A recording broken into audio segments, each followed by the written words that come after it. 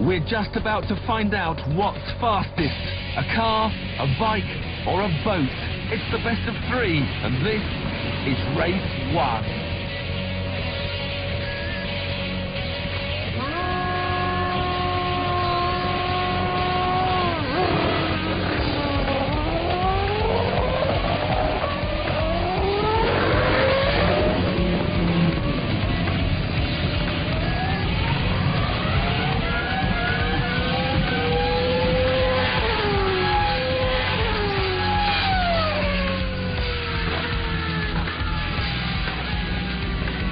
Rutter makes a mega start and takes just 5.4 seconds to catch the boat. He finishes the quarter mile in 10 seconds, with Button taking 11 and Curtis 13.5.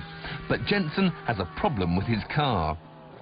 Something wrong with the clutch, There's a gremlin in the anti-stall system, and the only cure is to turn it off.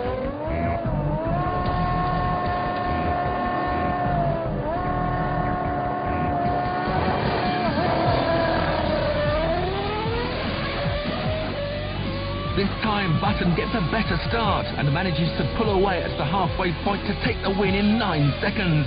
Rutter is 4/10 behind, with Curtis again clocking 13.5 seconds. Car and bike have a win apiece. Who will win the decider?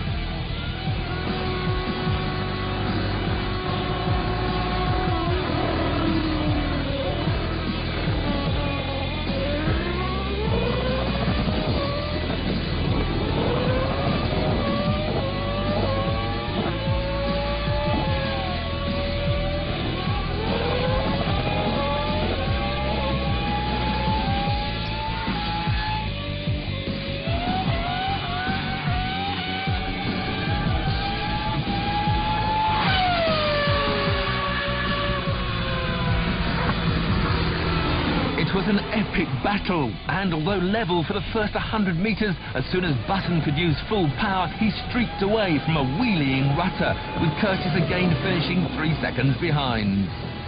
The boat may have more power than the bike, but it's simply too heavy to be a threat. Its top speed of 75 miles an hour is massively quick on water, but even crossing the line at full pelt isn't a big enough advantage, although in fairness, it is the only one which comes with a warranty. You may have thought with a contact patch the size of a palm, the bike's problem would have been grip. But a super sticky tyre compound meant there was no wheel spin at all. Instead, the big problem is a tendency to wheelie. On one wheel, you can't use full power without flipping over.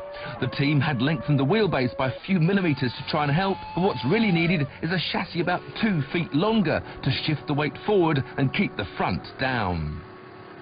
Although the car is 3 times heavier than the bike, it has 4.5 times the power. But at the start it's even Stevens, because the V10 develops most of its grunt at higher revs. At around 100 miles an hour, the aerodynamics take over, pushing the tyres into the ground, allowing Jensen to unleash the full 900 horsepower without fear of wheel spin. To celebrate his win, Jensen kindly demonstrates what would have happened if he'd used full power from the start. His tyres would have been completely overwhelmed. With over 18,000 RPM bouncing off the rev limiter, it's a final fitting flourish for one of the 100 engines Honda will build for the Grand Prix season.